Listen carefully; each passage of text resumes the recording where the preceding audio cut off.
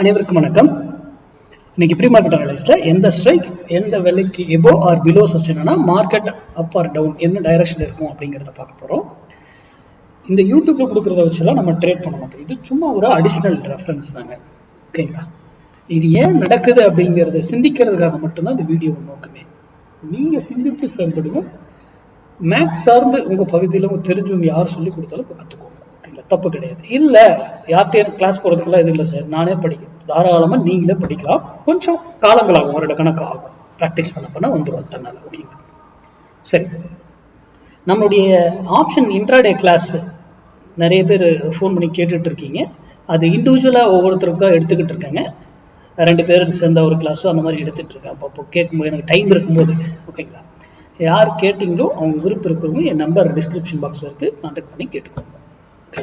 Okay, இன்னைக்கு 24,600 கால் 138 rupees, 138 ரூபாய்க்கு எபோ இருந்தா மார்க்கெட் ஏறுவதற்கு ட்ரை பண்ணும், மார்க்கெட் ஏறுறதுக்கு 138 ரூபீஸ் பிலோ இருந்தா மார்க்கெட் இறங்குவதற்கு ட்ரை பண்ணும். அப்ப அங்க வரும்போது நீங்க முடிவு எடுத்துக்கோங்க.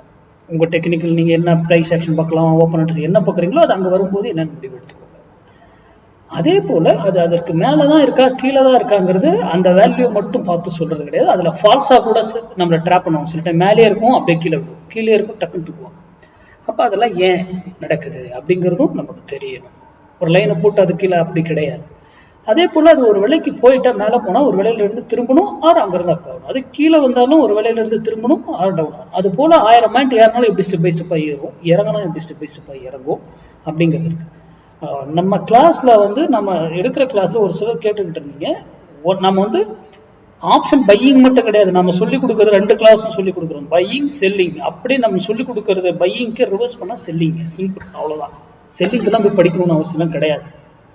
அது மட்டுமல்ல, நிறைய பேர் மெசேஜ் பண்ணி ஒரு இதில் கேட்டுக்கிட்டு இருந்தீங்க. விக்ஸ் சார் இது பிரீமியம் ஏன் சார் ரெண்டுமே டீக் ஆச்சு, மார்க்கெட் அப்படியே இருந்தது, புட்டும் இறங்குது காலும் இறங்குது சார்.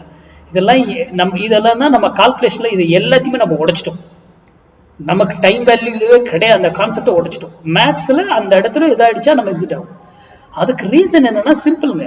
இந்தியா விக்ஸை பத்தி உங்களுக்கு படிச்சு தெரிஞ்சிருந்தீங்கன்னா, பேசிக் காமன் சென்ஸ் இருந்தாவே அதை நீங்க ஏன் பிரீமியத்தை டிகே பண்றாங்க, இந்தியா விக்ஸ் என்ன நடந்ததுன்னு தெரிஞ்சாலே அது அழகா சிம்பிளான விஷயம் தான். நிறைய யூடியூப்லயே போட்டுருப்பாங்க ஃப்ரீயா தமிழ்ல, அந்த வீடியோவை போய் பாருங்க.